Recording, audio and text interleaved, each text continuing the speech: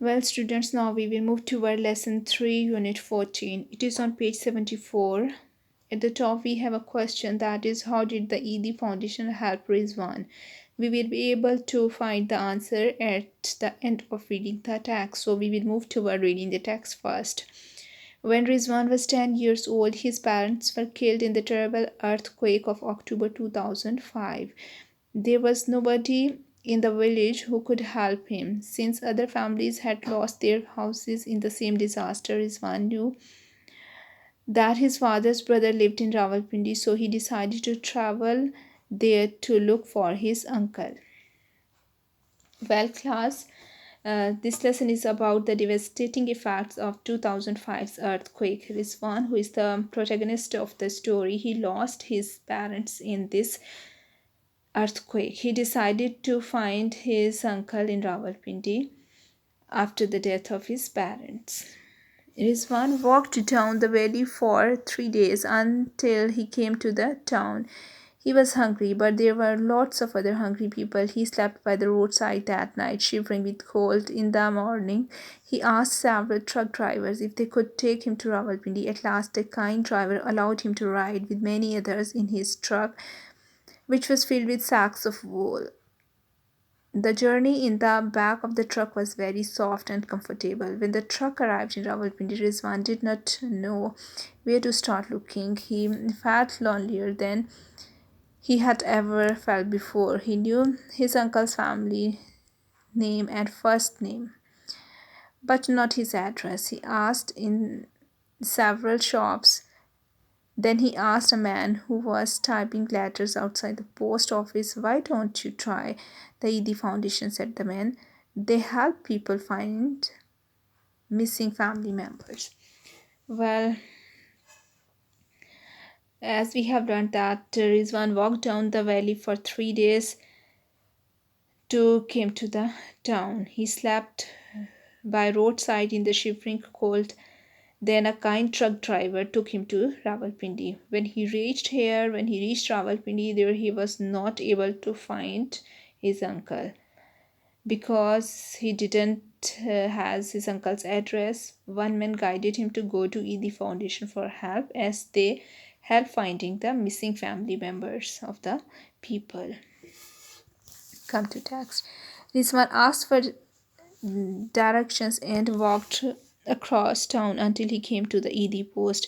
When he arrived, he felt he could not take even one more step. He was exhausted. Exhausted means tired, but had just enough energy to explain his problem. The office worker gave Rizwan a glass of juice and a biscuit and started telephoning. After half an hour, he said, "I think we have found your uncle.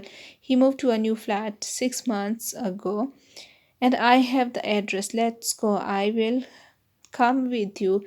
If the man is not your uncle, then I will bring you back and you can stay here." It didn't take long to find the flat, and his uncle was at home. So, thanks to the ED Foundation, Rizwan was able to start a new life in the city. Well, we have learned that when he reached the ED office, the people there, they were very nice. They helped him and guided Rizwan in a good way. After 1 hour's struggle, they were able to find Rizwan's uncle. Rather, we can say they were able to tell Rizwan that they have traced his uncle's address, as he had already moved to a new flat 6 months ago. It didn't take long to find that flat where he has been living right now. So, with the help of ED Foundation, Rizwan was able to start a new life. So, the question which we had at the top, it was,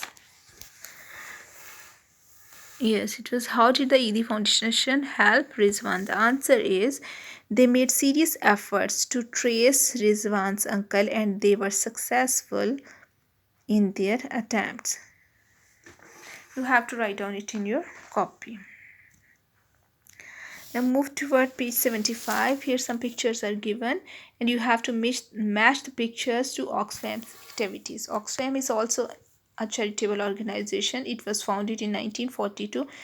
The founders wanted to help people who were suffering from famine and did not have enough to eat. Today, Oxfam works with other organizations to end poverty and suffering in over 70 countries. So they are telling that Oxfam was founded in 1942 and currently it is working in 70 different countries, and they are working for the eradication of poverty and suffering in the world. Now we have to match the pictures with activities. Here some activities are given. So emergency relief. Oxfam has a huge store of food, blankets and tents. In an emergency, these are flown to disaster area to help the victim. And this statement goes with picture 5. In picture 5, we can see different kind of activities which are being carried out for helping the people. And clean water. Oxfam helps dig wells.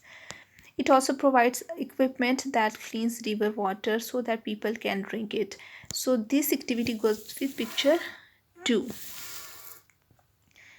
And next one, development. Oxfam organizes projects with local organizations. For example, they give farmers goats so that they can sell the milk. So and they supply sewing machines so that the woman can make and sell clothes. So this statement goes with picture 4, right? And the man is milking the goat. And fair trade, this goes with picture 1. Here a kind of trade is going on, and we are going to read the text. Oxfam wants all farmers to get a fair price for their crops. Tea and coffee is bought directly from the farmers and sold in Oxfam shops.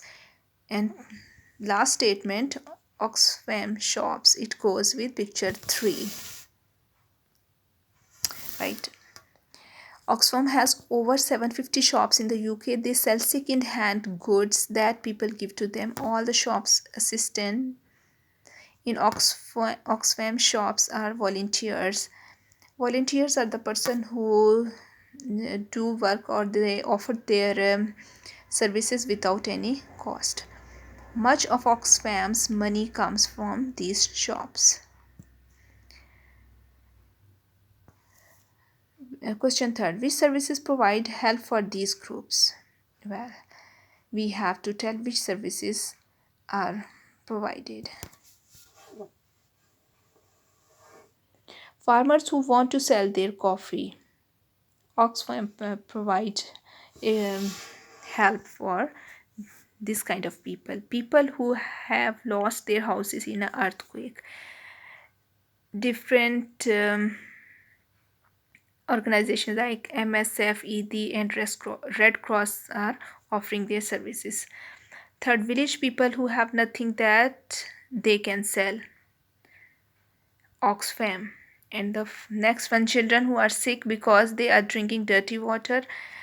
We can have MSF, World Health Organization and UNESCO.